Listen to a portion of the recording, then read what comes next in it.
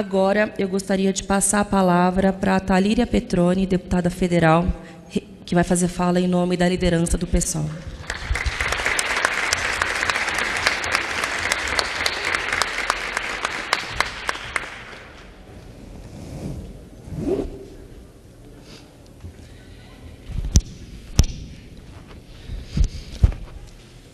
Olá, acho que é difícil para todas e todos nós, para algumas e alguns de nós é especialmente difícil, porque seu Toinho, a Ágata, eu acho que um ano depois são muitos lutos para a gente tentar administrar.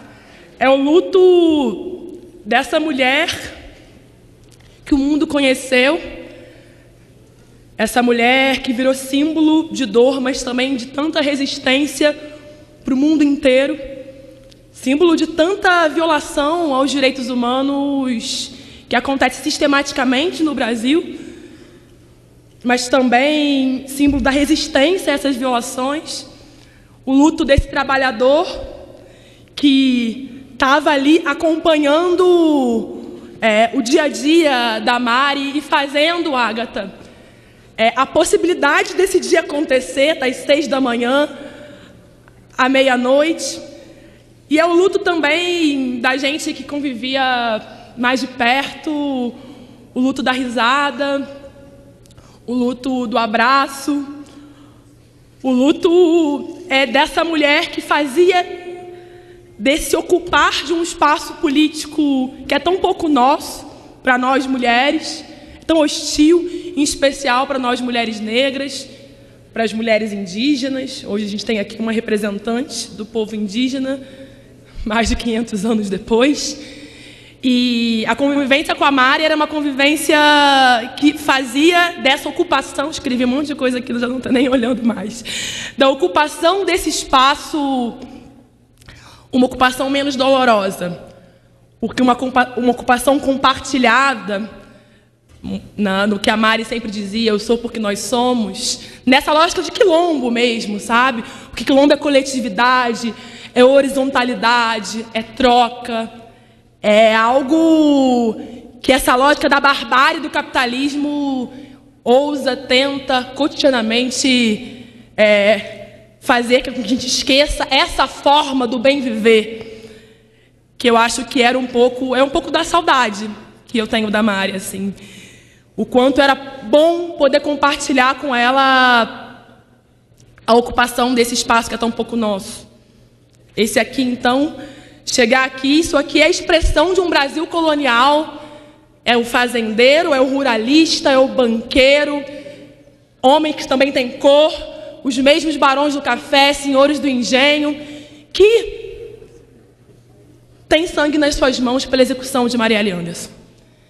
Acho que a democracia brasileira, Toinho, Ágata, eu cumprimento a mesa cumprimentando vocês, porque acho que, como ninguém, não posso imaginar como vivenciam essa perda. Ninguém de nós pode. A democracia brasileira é jovem, incompleta, nunca tinha chegado plenamente, esta é a verdade, a favelas, periferias, quebradas, pensando Brasília. A democracia nunca chegou para fora do plano piloto. A gente sabe que na favela a tortura nunca terminou. Nos presídios, a tortura nunca terminou. A gente tem um Brasil com uma história que, infelizmente, tem marcas nesses tempos. É um país que foi o último a abolir a escravidão no Ocidente. A gente tem menos tempo de um país sem escravidão formal do que do tempo que escravizavam gente, pessoas como Marielle, com a cor da Marielle. Os mesmos que são mortos nas favelas e periferias. Brasil numa lógica patriarcal, num fundamentalismo religioso que forma a nossa desigualdade. Essa história não terminou, e essa história se aprofunda no momento político que vivemos, neste momento em que Marielle foi executada.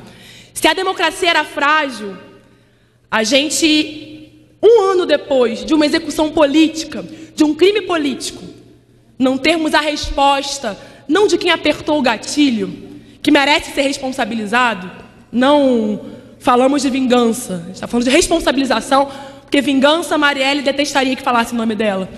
Mas não basta.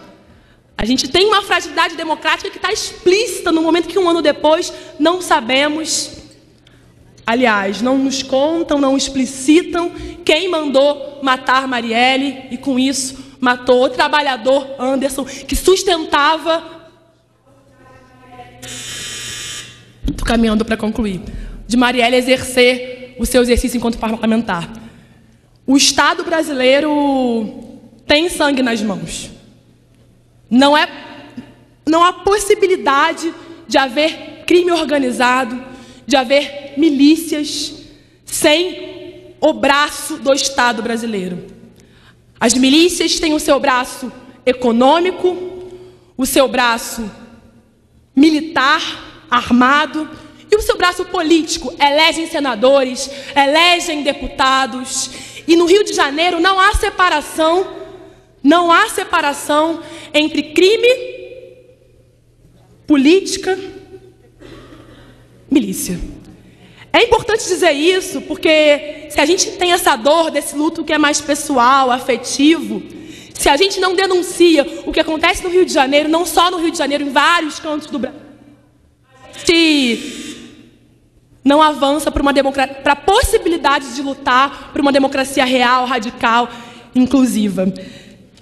Marielle tinha no corpo aquilo que os mesmos poderosos dos tempos coloniais não suportam. Imagina esse corpo num espaço de poder. Marielle, mulher, num país que é o 5º país com maior índice de feminicídio. Marielle, mulher mãe, num país sem creche, num país que não universalizou a educação. Marielle, mulher negra, num país que ao final do dia de hoje vão ter sido assassinadas 153 pessoas, que tem cor. Mais de 70% são negras, filhos de mulheres como Marielle, que choram a morte dos seus filhos todos os dias nas favelas do Rio de Janeiro. Marielle, mulher que amava mulheres e sabia, gritava, afirmava que isso é revolucionário num país que é recorde de assassinato de LGBTs.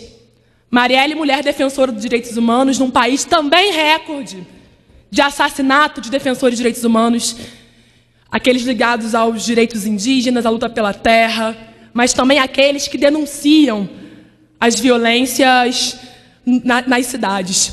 Eu termino, a Agatha falou uma coisa aqui que é muito forte, assim.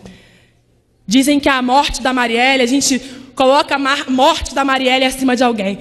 Marielle foi vítima de um crime político, porque na sua voz, Toinho, denunciava tantas mortes cometidas por esse Estado racista, seletivo e que tem sangue nas mãos. Por isso, a interrupção do corpo de Marielle é sim algo que ameaça a já frágil democracia brasileira. Não basta para nós saber quem apertou o gatilho, isso é insuficiente. Este caso não está resolvido. A gente exige desse Estado brasileiro, que tem sangue nas mãos, que devolva para o povo brasileiro a resposta de quem mandou matar Marielle.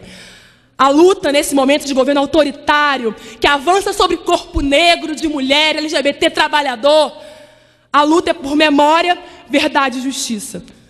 Não é possível a gente fazer valer a justiça sem memória, porque a memória é a possibilidade de produzir verdade, e a verdade é a possibilidade de fazer justiça por Marielle, por Anderson e por todos e todas que vieram antes de nós, Dandara, Carolina de Jesus, Luísa Maim, Lélia, todos que carregavam no seu corpo dor, mas também luta, resistência. A gente exige que respondam para nós quem mandou